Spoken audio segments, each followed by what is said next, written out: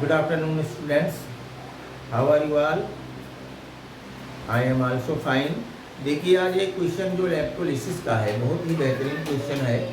ऐसे क्वेश्चन आपके CBSE boards में भी पूछे जाते हैं और कॉम्पिटिटिव एग्जाम में भी पूछे जाते हैं। तो चलिए क्वेश्चन को पढ़ते हैं। देखिए, I calculate the time to deposit 1.27 gram of copper at cathode when a current of 2 ampere was passed through the solution of copper sulfate. Molar mass of copper 63.5 gram per mole and 1 farad equal to 96,500 coulomb दिया हुआ है ये। तो देखिए actual में जो question है वो फैराडे लॉ पर बेस है। और फैराडे लॉ क्या कहता है कि मान लीजिए ये कोई सेल्स है, इस सेल्स पर ये कोई इलेक्ट्रोड्स लगे हुए हैं, ठीक है, और इसको किसी बाह्य परपथ के द्वारा जो है कनेक्ट कर दिया गया है। तो कहता है ये कोई इलेक्ट्रोलाइट इसमें फिल है। तो इस इलेक्ट्रोड पर जो मास डिपॉजिट होता है, mass deposit at any electrode directly proportional to amount of charge flow, इसके डायरेक्टली प्रोपोर्शनल होता है।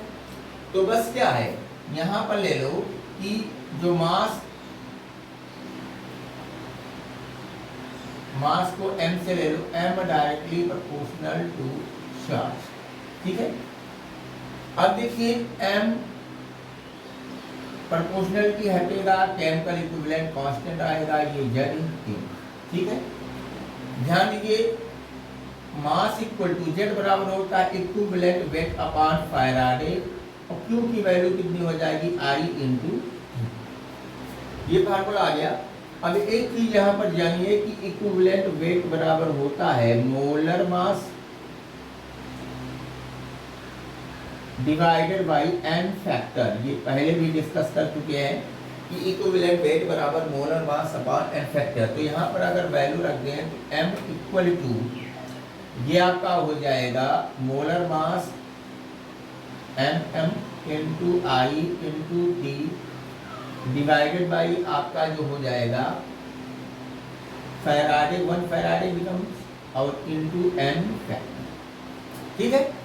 तो ये फार्मूला बन के आ गया जो बहुत ही इंपॉर्टेंट फार्मूला है। इस पर डायरेक्टली ये क्वेश्चन अभी सॉल्व हो जाएगा। देखिए कैसे सॉल्व होगा, यहाँ पर लेते हैं सॉल्यूशन इसका,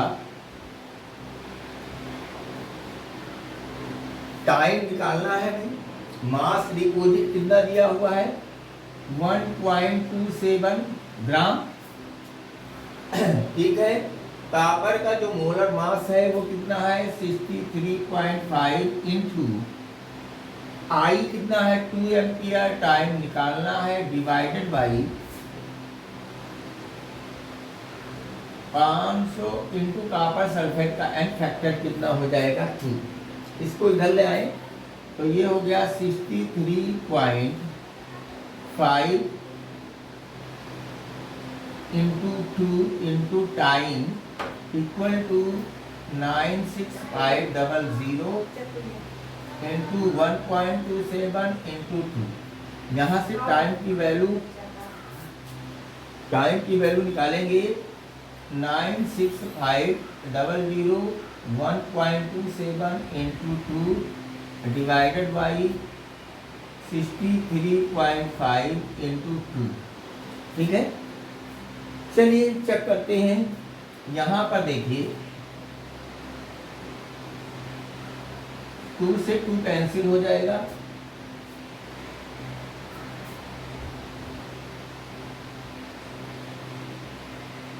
ये एक डेसिमल को एक डेसिमल से उड़ा दीजिए, यहाँ जाएगा टाइम 96500 इंटू 1.27 था तो यहाँ हो जाएगा 12.7 डिवाइडेड बाई 63.5। आप देखिए इसको कट करते हैं तो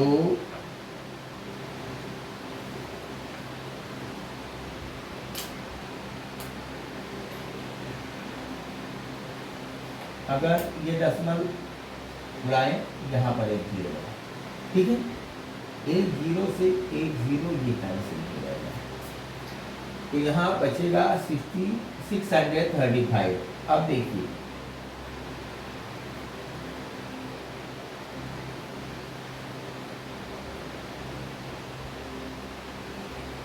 इसको कट कर दें, इससे कट करें,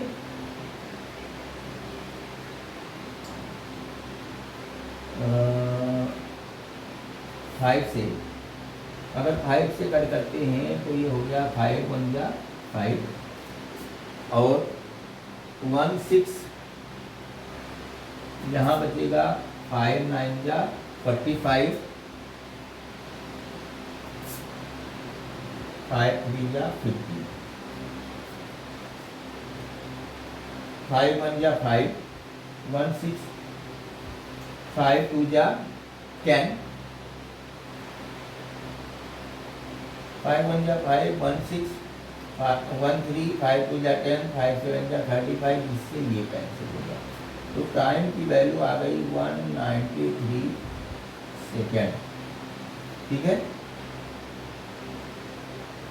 एक मिनट, यहाँ एक जीरो से जीरो कैंसिल हो गया, ये जीरो आ गया, ये इतना आ गया 1930 सेकेंड। यहाँ पर देखिए 5 से काटा गया 1930 आएगा, 5 से इसको कैंसिल करके 127 आएगा और तब यहाँ पर 127 दोनों कैंसिल हो जाएंगे, टाइम की वैल्यू आ जाएगा 90 सेकेंड। तो देखिए जो एक क्वेश्चन था वो फेरारे लॉ पर बेस्ड था। फेरारे लॉ एक कहता है mass deposit directly proportional to amount of charge. यहाँ से हमने एक फार्मूला राइट किया कि मास बराबर molar mass I into 396,500 into N factor.